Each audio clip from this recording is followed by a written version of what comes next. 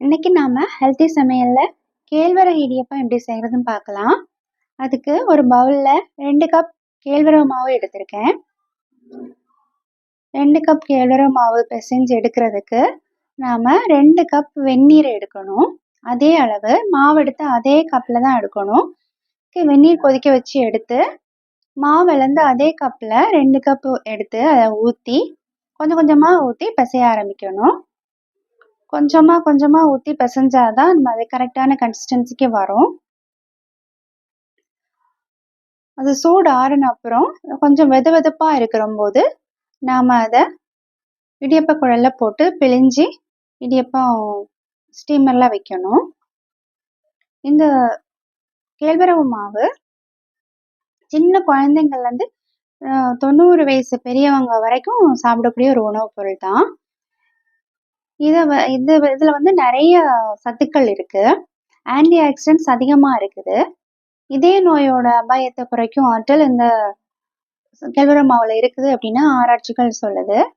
இது காலை உணவா எடுக்கும்போது நாள் முழுவதுமே ஒரு உற்சாகமா இருக்கிற மாதிரி நமக்கு நல்ல உடலுக்கு தெம்பா இருக்கிற மாதிரி இருக்கும். இதுல பாஸ்பரஸ், பொட்டாசியம், இரும்பு சத்து, புரோட்டீன் அதிகமா இருக்கு. இது மன அழுத்தம், நரம்பு கோளாறு, தூக்கமின்மை எல்லாத்தையுமே சரிப்படுத்துது. கேழ்வரகுல நரம்புகளை வலுப்படுத்தும் சத்துகளும் அதிகமா இருக்குது. பிசைஞ்ச மாவை நம்ம இடியப்பம் பிழியிற அந்த குழாயில போட்டு இடியப்பமா பிழிஞ்சுக்கணும். நான் இன்னைக்கு பனை ஓலையில செய்த இடியப்ப தட்டு எடுத்திருக்கேன். அதுல தான் இன்னைக்கு இதை பிழிஞ்சதும் இதை எடுத்து நம்ம ஸ்டீமர்ல வேக வைக்கணும். இந்த கேழ்வரகு மாவு வந்து டயபெட்டிஸ் இருக்கிறவங்களுக்கும் ரொம்ப நல்லது. ஏன்னா அதுல லோ கிளைசமிக் இண்டெக்ஸ் தான் இந்த உணவு. இது ஆனா அவங்க எப்பவுமே கேழ்வரகு வந்து டயபெட்டிஸ் இருக்கிறவங்க, சர்க்கரை நோய் இருக்கவங்க கூழா ஆக்கி குடிக்க கூடாது. இந்த மாதிரி டிஃபன் செய்து சாப்பிட்றது ரொம்ப நல்லது. இது இரத்த சோகையால பாதிக்கப்பட்டவங்களுக்கு ஹீமோகுளோபின் அளவை அதிகரிச்சு கொடுக்கும். இதை வந்து சாப்பாட்டுல எடுத்துட்டு வரும்போது ஹீமோகுளோபின் அளவு அதிகரிக்கும். இது ராகியோட இந்த கேழ்வரகு முழு கேழ்வரகு இருக்குல்ல, அதோட மேல்புற தோல்ல பாலிபினால்களோட அளவு அரிசியோட ஒப்பிடும்போது 40 மடங்கு அதிகமா இருக்குதான்.